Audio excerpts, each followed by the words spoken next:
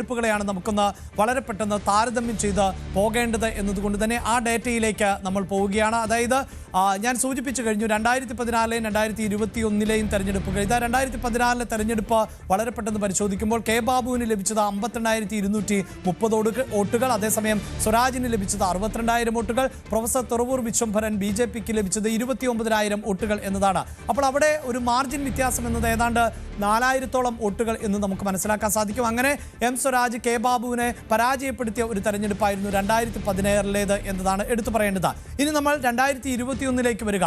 അവിടെ ഈ എം സ്വരാജ് പരാജയപ്പെട്ട പശ്ചാത്തലമുണ്ടാകുന്നു. 65,000-ഓളം വോട്ടുകൾ ആണ് ബാബു നേടിയത് എന്നതാണ് എടുത്തു പറയേണ്ടത്. സ്വരാജ് ആകട്ടെ ഏതാണ്ട് അടുത്തു വന്നു. ഏതാണ്ട് 1000 വോട്ടുകളുടെ കുറവ് മാത്രമാണ് 2021 തെരഞ്ഞെടുപ്പിൽ ഉള്ളൂ എന്നതാണ് എടുത്തു പറയേണ്ടത്. BJPയെ സംബന്ധിച്ചിടത്തോളം നില മെച്ചപ്പെടുത്താൻ അങ്ങനെ സാധിച്ചില്ല എന്ന് പറയേണ്ടതുണ്ട്. പ്രത്യേകിച്ച് അവിടെ സ്ഥാനാർത്ഥിയായി മത്സരരംഗത്തേക്ക് എത്തിയ പശ്ചാത്തലത്തിൽ ഡോക്ടർ KS രാധാകൃഷ്ണനായിരുന്നു സ്ഥാനാർത്ഥി. മികച്ച ഇമേജുള്ള ആളായിരുന്നുവെങ്കിൽ പോലും ഈ കണക്കുകളാണ് ഏറ്റവും എടുത്തു പറയേണ്ടത്. 2016-21 കണക്കുകൾ പരിശോധിക്കുമ്പോൾ വലിയ മാർജിൻ വ്യത്യാസമൊന്നും നമുക്ക് അവിടെ കാണാൻ സാധിക്കുന്നില്ല എന്നതാണ് എടുത്തു പറയേണ്ടതായി വരുന്നത്. അപ്പോൾ BJPയെ സംബന്ധിച്ചിടത്തോളം ഈ ഘട്ടത്തിൽ മികച്ച ഒരു സ്ഥാനാർത്ഥിയെ അവതരിപ്പിച്ചാൽ അവിടെ വിജയത്തിലേക്ക് എത്തുന്ന ഒരു സാഹചര്യം സൃഷ്ടിച്ചെടുക്കാം. അത് ഒരല്പം ശ്രമകരമാണ്.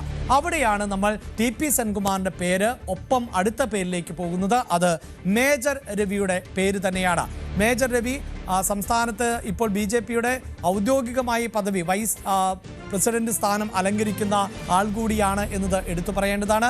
മേജർ രവിക്ക് ഉണ്ടാകുന്ന സാധ്യത എന്നത് അദ്ദേഹം ഒരു സിനിമാ താരം, അദ്ദേഹം ഒരു സംവിധായകൻ എന്നീ നിലകളിൽ ആണ് കൂടുതൽ ജനങ്ങൾക്ക് പ്രിയങ്കരനായി മാറിയിട്ടുള്ളത്. ദേശസ്നേഹം തുളുമ്പുന്ന സിനിമകളാണ് അദ്ദേഹത്തിൻ്റെ ഭാഗത്ത് നിന്ന് ഉണ്ടായിട്ടുള്ളത് എന്നത് നമുക്കറിയാം. കഴിഞ്ഞ ദിവസം അദ്ദേഹത്തിൻ്റെ സഹോദരൻ മരണപ്പെട്ട സാഹചര്യം കൂടിയുണ്ട്. അദ്ദേഹം സിനിമാ മേഖലയുമായി ബന്ധപ്പെട്ട് നമുക്ക് പരിചിതനായിരുന്ന ആൾ കൂടിയാണ്. മുൻ സൈനിക ഉദ്യോഗസ്ഥൻ കൂടിയാണ് മേജർ രവി എന്നതും അദ്ദേഹത്തിന് അനുകൂലമാകുന്ന ഒരു സാഹചര്യം സൃഷ്ടിച്ചെടുക്കുന്നുണ്ട്.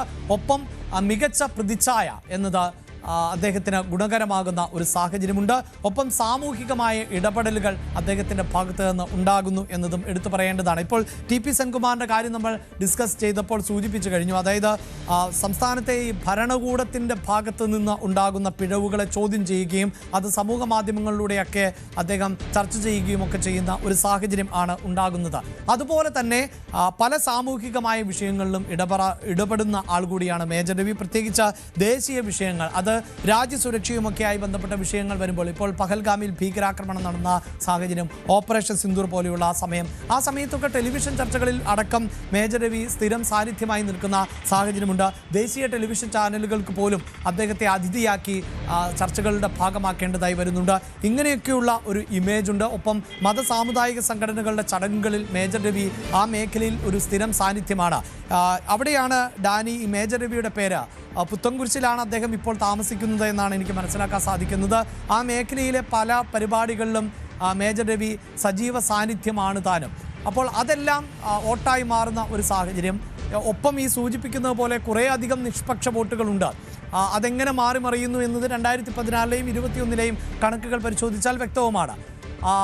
ആ സാധ്യതയെ ആണോ മേജർ രവിയെ പോലെ ഒരാളെ പരിഗണിക്കാൻ BJPയെ പ്രേരിപ്പിക്കുന്നത്?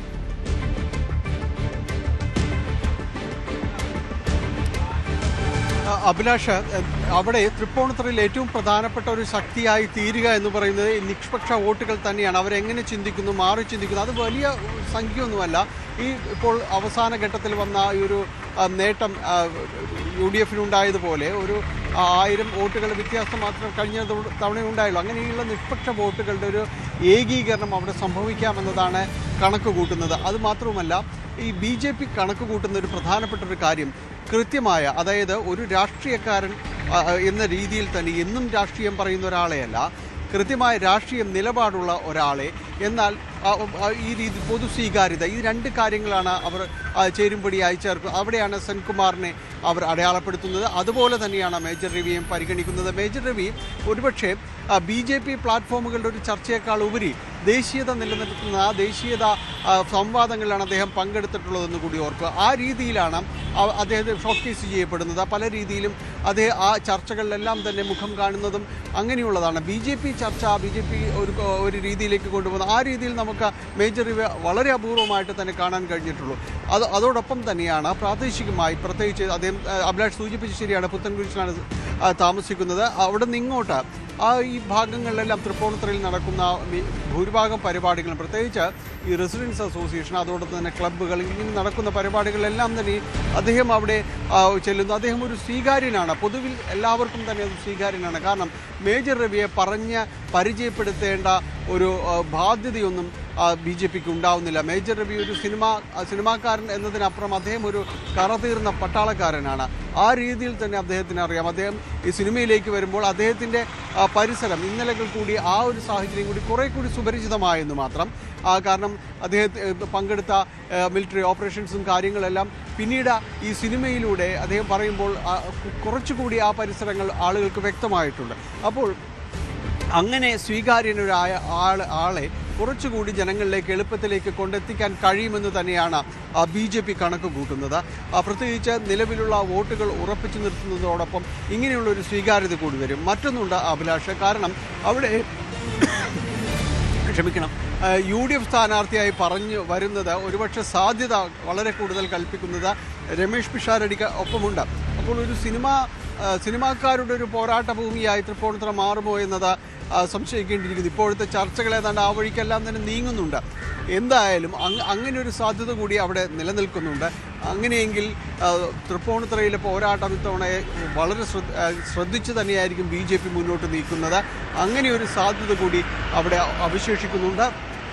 UDF ഏതായാലും അങ്ങനെ ഒരു കാര്യം നീക്കുകയാണെങ്കിൽ BJPയുടെ ഭാഗത്തുനിന്നും അത്തരം തയ്യാറെടുപ്പുകളെല്ലാം തന്നെ പൂർത്തിയാക്കുന്നു എന്ന് തന്നെയാണ്.